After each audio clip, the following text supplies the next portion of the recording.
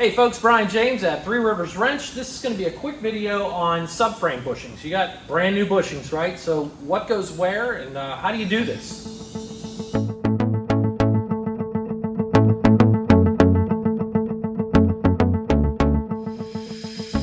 All right, so maybe your bushings look like that and you're looking to replace them. Good idea. Anyways, you buy your new set. They may or may not come labeled, so I thought let's just throw this together real quick. Obviously, front of the car, a couple tires. The smaller ones are going to be your rad support. The taller ones, when you put them together, are going to be in the center of the frame, the cowl. And the kind of medium-sized ones back here at the floor, that's under the car. So you're going to want to go ahead and do your best cleaning up your bolts. Now, these were originally installed with some thread locker on them. Some guys are putting, anti-seize. I don't know, you can go either way. If you're going to have this car apart a few times, anti-seize is a ticket. But if you want this to go together and stay together for a while, maybe put some thread locker on there, like they had originally. But yeah, that's about all there is to these bushings. This would be the area where the cowl is. So this bushing's going to go like so. Back here at the floor area, that bushing's going to go there. And what you're going to notice on these vehicles, right here is a 1/2 inch hole. It's perfectly a 1/2 inch. There's one on this side, there's one over there. What I found that works really good, now these correspond to a hole that's on the body of the car. So when we're going together, get yourself a piece of thick-walled copper tubing, 1/2 inch. This stuff works perfect for this. It's a nice snug fit, especially if you got some 415 or paint on there. And before you snug everything up, tighten these bolts, make sure this is lined up into the hole in the body. All right, guys, can't stress enough that might be a good idea to have a helper for this. I'm a one-man show, so we're gonna wing it here. Not very safe. I don't have jack stands under it. I've got 2 floor jacks holding Bear up because I can get him low enough so where he's kind of level.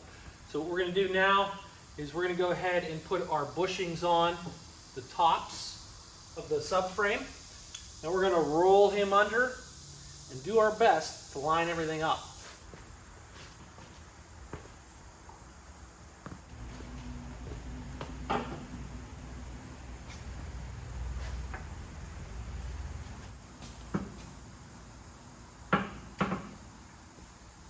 Okay, you can see my my alignment tool, my copper tubing going through the subframe, then into the body here in this pocket. On this side, same deal.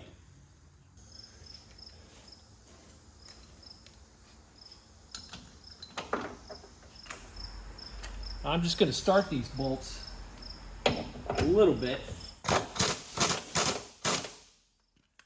This is the driver's side. See how that threaded plate is in a captured little cage so it won't spin. Well, the other side, during disassembly, didn't go so well. The cage actually broke and the threaded plate started to spin. So,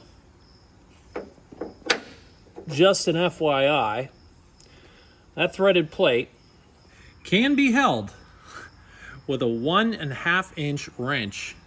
If you can get it through here and lay it in there, that'll hold it while you're tightening. All right, so that threaded plate's just sitting in there. We're gonna go ahead and feed this up through here. Start this one. Now we gotta get on a creeper and start those back ones. So underneath the vehicle, you can see how far away we are from the floor, and that's where these floor jacks come into play.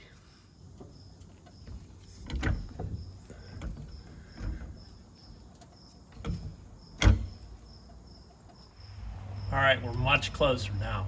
Let's go do the other side.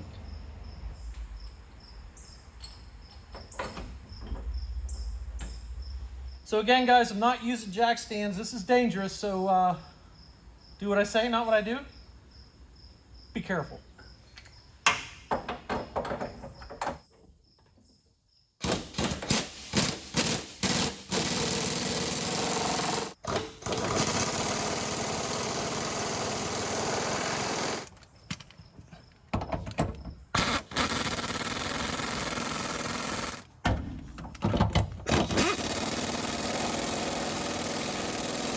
All right, so now what you want to do, get yourself some vice grips.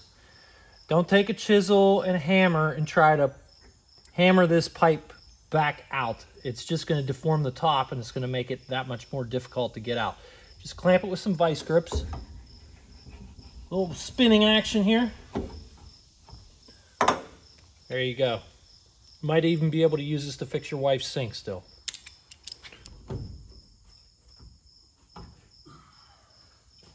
All right, so as far as the rad support goes, same deal, pretty easy. I'm gonna take, what is it, this guy, set him there. I'm gonna take this guy, set him here. And your subframe is just gonna straddle. Careful not to scratch. I still gotta restore this piece.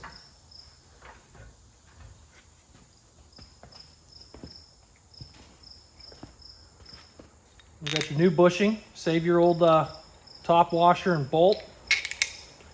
Goes through like so.